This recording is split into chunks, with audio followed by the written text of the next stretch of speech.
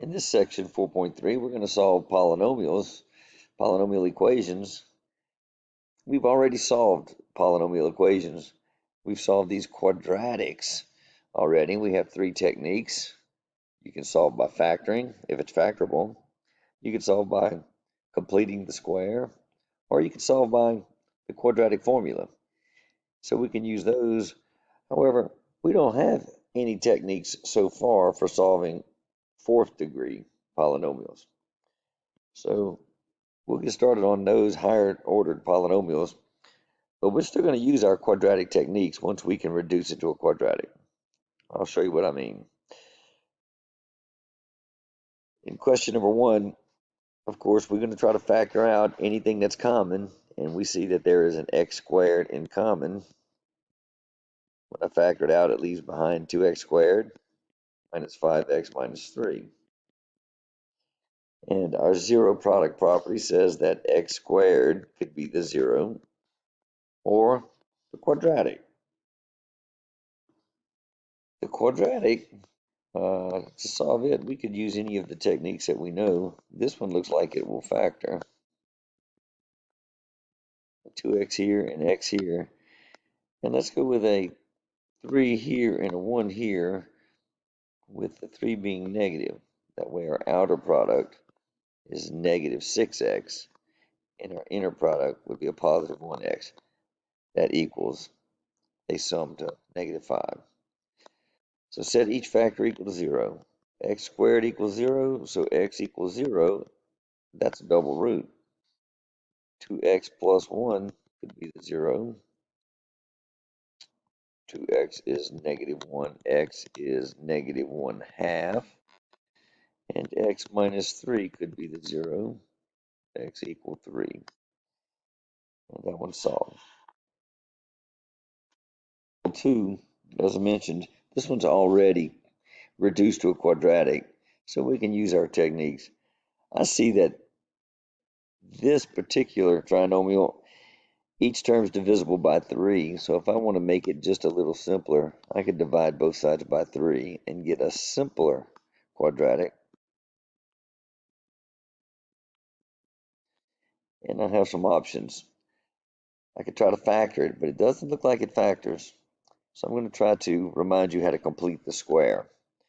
For completing the square, move the constant to the right side. It becomes negative 4. And in that space we leave here, we've got to come up with a term that would make this a perfect square trinomial. Take half of 2 and square it. Half of negative 2 is negative 1. Squared would be plus 1. I add a plus 1 here, but I also have to add it to both sides. This trinomial we just created would factor as x minus 1, x minus 1, which is x minus 1 squared. Square. The right side is negative 3. Take the square root of both sides. That frees up the binomial, and we get plus or minus the square root of negative 3. Isolate x. 1 plus or minus. And to simplify that square root, since it's got a negative in the radicand, the negative comes out, becomes I, and we have two imaginary zeros or roots to this polynomial. This would be a parabola that does not cross the x-axis. The roots of a polynomial are the x-intercepts.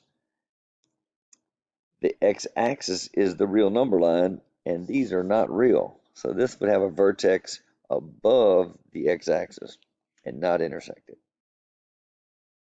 For 3, we see right away that it's a difference of perfect cubes. We have a way of factoring that. A difference of cubes factors as a binomial times a trinomial. The binomial is the cube root of each of the terms. The cube root of x cubed is x. The cube root of 1 is 1. And since this is a difference, the binomial is a difference. Then we construct the trinomial using the binomial. Square that term for the first term. Square that, that's 1 for the last term. and then find their product, 1x, for the middle term. And since this is a difference, the middle term is the opposite, and the last term is always positive. And that's as far as factoring will take us. We can continue to find the solutions by solving each of these, right? So x minus 1 could be the 0, or x squared plus x plus 1 could be 0. The linear term, very simple. X is 1. There's one of the roots. And the quadratic has to be solved either by factoring the quadratic formula or completing the square. And since we already completed the square, and this one won't factor, we're going to use the quadratic formula.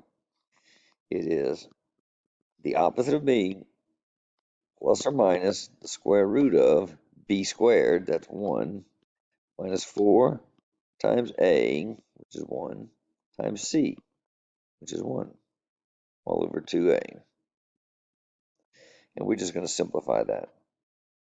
Simplifying the discriminant, that's the part under the radical, we get negative 3. So this looks a little bit like the last one, but it has a denominator. This is negative 1 plus or minus I times the square root of 3 over 2. This next one, we can see that there are 4 terms. It's a cubic. Trying to analyze this, I don't see anything we can do. There's nothing really in common, so the best thing we can try to do is factor it by grouping. Do the first 2 terms have anything in common? The answer would be yes. They have an x squared in common. If you factor that out, it leaves behind a 2x minus 3. Then examine the second 2 terms and see what they have in common. Their greatest common factor looks like a 20. If I factor out a 20, I get a 2x minus 3. This is looking good. Now the binomial 2x minus 3 is common to both terms. If I factor out 2x minus 3, I'll leave behind an x squared plus 20. So that factors the original problem. We can continue solving by setting each factor equal to 0,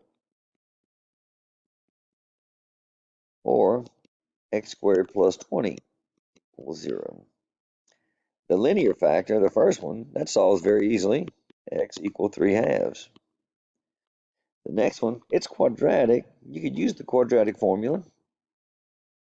You could use complete the square. But since there's no middle term, there's that other technique of using the square root method.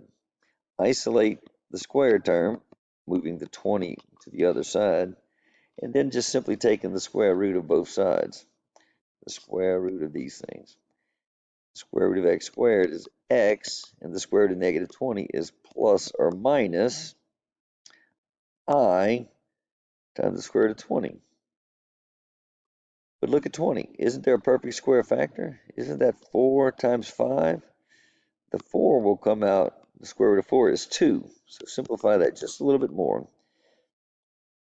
Plus or minus 2i times the square root of 5. So this cubic 4-term polynomial has 3 solutions. One of them is real. That's an x-intercept. These 2 are not. It still has 3 turning points when we go to graph it, but it'll only intersect the x-axis at 1.5 or at 3 halves. These 2 turning points will not be on the x-axis. But that should be enough examples to get you going on the assignment. We will have a quiz on sections 1 through 3 of chapter 4 on Tuesday next week. Best of luck. I'll see you Monday.